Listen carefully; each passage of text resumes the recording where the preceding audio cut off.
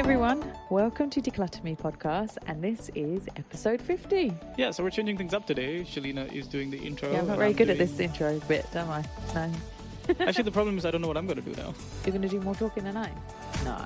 I don't know. That's not possible. That's not possible, no. Okay, so what we're going to do today is we're going to do a special episode 50. Woo! 50! So we're going to give you a little bit behind the scenes. We're going to talk to Shelina about the podcast. We're going to talk about what it's like. You know, we're almost touching a year. We've done 50 episodes. We'll talk a little bit decluttering, of course, because And organising. You can't forget the organising. Yes, we'll talk about that as well. And about how the podcast has helped people this year. So how does it feel? Episode 50. It's very exciting. We've been looking at the stats and it's been great. I'm shocked that so many people listen to us. I'm humbled, very humbled. Yeah, I like how, we've had many conversations, obviously, about stats and there's people listening and the reviews that we've been getting. And it's really funny because there's sometimes when we hit like a little milestone somewhere, I send you a message and I'm like, hey, we've hit X milestone or Y milestone. And instantly you're like, oh my God, how is it possible that so many people want to listen to this and stuff like that? Yeah. But when we started and when you first talked to me about doing a podcast, early 2018 or even 2017, we were talking about it. Podcasts had been around for a very long time, but it wasn't the cool thing to do. You know, when you were saying it to me, I was like, yeah, it could be a good way to spread the word about decluttering and organising, but will people listen? And now podcasts, of course, have been like, they're just the trending topic and trending way to, bring a topic out there to the world. And it's the cool thing to listen to. Lots and lots of people listen to podcasts, and it's just humbling to hear that people are listening. In our region as well, since, as you know, I've been doing this for the last couple of years now, and also interacting with a lot of other podcasts, but also launching many different podcasts. There is this real interest in this as a medium. So you did get there a bit early when you look at this region, but they were just starting to get cool. But yeah, now people ask, like on Facebook groups, like, are there any cool podcasts out there? And so I can say, well, I have a podcast. I had it before everybody else in this region. So thank you to all the people who've been listening. Yeah, and I also thank you to a lot of people who reached out to you on the reviews or just left us a comment. We've had people reach out to be like, oh, this really helped me. Or like, oh, this was a great topic. And I think that stuff is that's what you do all the time and you're so passionate about it too. I'm just going to read out, like, I think what I still think is my favorite review to date, which we got about 5 months ago. And I quote, I'm delighted to have discovered this wonderful podcast. I'm in my late 60s and I'm awash in a lifetime of accumulation. Your pod will help with focus and direction, providing a roadmap towards my goals. So I really appreciate the help. That was lovely. It is lovely. And it's such a nice thing to hear because it's like, the way we've done the show is every week we're picking a certain topic, or sometimes it's a part of a topic, depending on how large it is, and trying to break it down a little bit. So you share your thoughts, you share your tips and tricks. And sometimes we also talk about context. So last week we were talking about, how much clutter affects mental health and how they're tied together and all of that. So sometimes these topics are a little bit about just creating that kind of awareness to be like, if you're feeling upset, annoyed, guess what? It could be the clutter that's getting you worked up about that stuff. 49 episodes before that together, they paint like a nice little picture. It's almost like a little manual of different things you can do depending on what you're deciding to tackle. So if you decided to tackle your wardrobe, like pop over to that episode and listen to the different layers of wardrobe. So you decide your bedroom, same thing for your kitchen, your car, your mental health, your phone. And so it's really nice to see that there are people who are then coming back week after week and using each of those tips and creating their organization workflow and it all is, that. and it's another thing I've noticed is that I have booked with clients and I'm in the house and because we're doing one-to-one and we're doing organising certain area of the house, say the wardrobe, and we get chatting a lot, and they'll say, oh, I've been listening to your podcast since I found out about you, and when I was seeing if I wanted to book you, I've been listening to your podcast. And that's been good. So it's a validation of who I am, and it shows it's a good way for them to see how I work, how I talk, how my mannerisms are, to make them feel more comfortable with then calling me to come into the house. Because, of course, coming in, me going into their house is their private space. Having a stranger touch things that they don't let even their friends look at and touch, and I'm there. So that's also a good thing about having the podcast, that it makes it more personable. We met, 10 years ago on Twitter, and, we've met lots of people from Twitter over the years. And some people are completely different from who they are on Twitter. And the thing that's always been said about me is that I am completely the same as I am on Twitter, that we try to do the same with podcasts, that I talk and give my tips and give my views on these topics.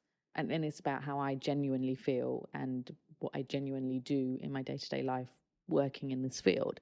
And that's a good way to reassure people. So that's been a nice thing as Yeah, well. and you've also been honest about certain things, right? So, for example, if you don't believe in a certain system, we've been open about it. We've talked about topics like minimalism. I as well got a lot of comments about that episode because you took a certain line about it. Fair enough. I mean, that's what we discussed. We discussed why you felt that way about it as a concept and what aspects of the concept you thought were applicable or how they should be perceived, as opposed to saying, "Hey, I'm just going minimalist." Like, yeah, it's not how that works. But you were honest about that. The same thing happened with Marie Kondo, where you said, hey, like, it's awesome that she's creating all this exposure for these concepts, but there are issues with certain things that she does, and I'm not a fan of it because I've seen that. And I mean, you've seen that you're not just conceptualizing it, it's also because you're working with people and you see that these things are there are different systems for different people, and it's the different way you use your mind. And minimalism is one method.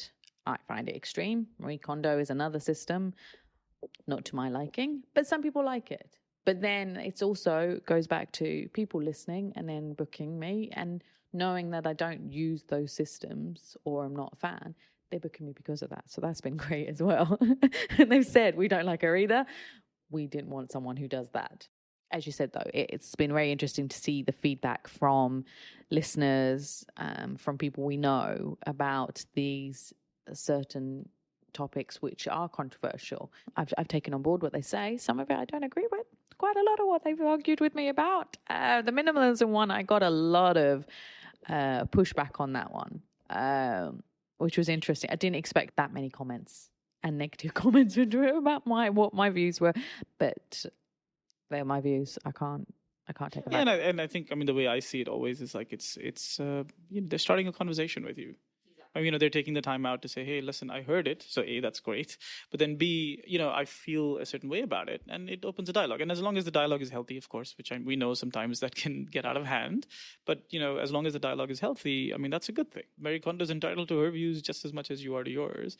And so if she's got this system, she's helped a ton of people who've read her books or who've followed her systems or who've been part of her show. And these are things, and they are a bit subjective as well, right? Like, so when we were talking about saying Marie Kondo does this thing where she says, take everything out. Now, you're not a fan, you think it creates anxiety and whatever, but some people can handle that. It depends on different personalities. I mean, I could do it, I can deal with it, but I don't think people who are in that right mind frame could do it. But okay, but I mean, I would like to know, because we've done 50 of these now. Do you have a favorite? Do you have a favorite episode? It's the Swedish death cleaning one.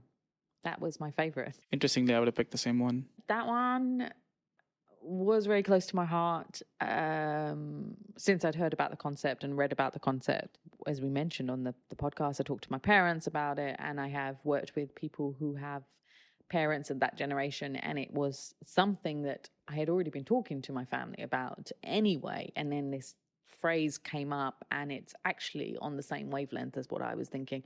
And a lot of people seem to have listened to it and had similar views or similar thoughts and didn't know how to...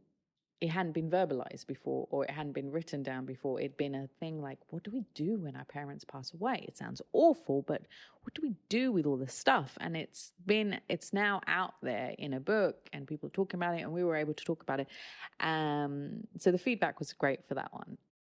I would rate that episode highly, especially is because we were sort of shining a light or the start of a conversation on a topic that's Swedish desk cleaning as a concept anyway is not something a lot of people have heard about because it's not popular in this part of the world, and so that's already a thing. However, conversations around this stuff, sure, that does happen, but they're tough conversations to have, actually, irrespective of culture, irrespective of where you're from. This is a different emotional level, and it's with more people. You've said irrespective of culture, but actually there is a lot of cultural issues here from a lot of nationalities. It is a cultural thing to talk to your parents about them dying. I mean, my parents are pretty Western in mentality, and they still got really, really upset with me. And that was months and months before Swedish Death Cleaning came out. And then when I had read about the book and read the articles and stuff, I sent them the articles and went, see, we were talking about this, and now it's a book. and they still got upset with me, but then they read it and went, actually, yeah, you're right. Before we sign out for today, what should listeners expect from future episodes? So I think for the future, so we've dealt with, say in the home, we've dealt in certain rooms, given tips and tricks about how to declutter and organize. Now we're going to go delve in even deeper, and it might be more theoretical than practical tips on dealing with those areas. I think we're also still going to go more into the mental health aspect. It is an area that is very close to my heart, and I want to promote it and to help people with that side of decluttering and organizing, and there needs to be more awareness of that. So that is something that I think we will be focusing on more moving forward. But there's so many things that happen over time. I mean, we've also talked about digital decluttering and organizing, and we've talked about certain aspects of that, like, WhatsApp, apps, emails. We're going to talk more about that as well. It's such a huge part of our lives now. We need to, and it's come over only a short space of time, the digital clutter. People still don't know how to handle it, and we want to work on how, we want to work on educating people about how to declutter and organize these things, and especially when as digital clutter grows and becomes more prevalent over time, which is going to keep on doing. And just, if anybody has any thoughts, any questions, any ideas, they want to hear us talk about a certain topic, you can always leave a comment and let us know. We're always happy to hear feedback as well. It can just be a question as well if you're not sure about how to take care of something, or I know we talk about this very often, but you get asked not just from people. Sometimes you get asked about family members, about other relatives having issues and how to deal with it. Yeah. So there could be anything like that. We have some of these topics lined up, and we'll keep talking about these topics. But if there's questions you guys have about it, just send it to us. Yeah, we're happy to feature it on the show, and we're happy to talk more about it and give you, Shelina's thoughts and occasionally mine. Well, you got the good ones for the digital stuff.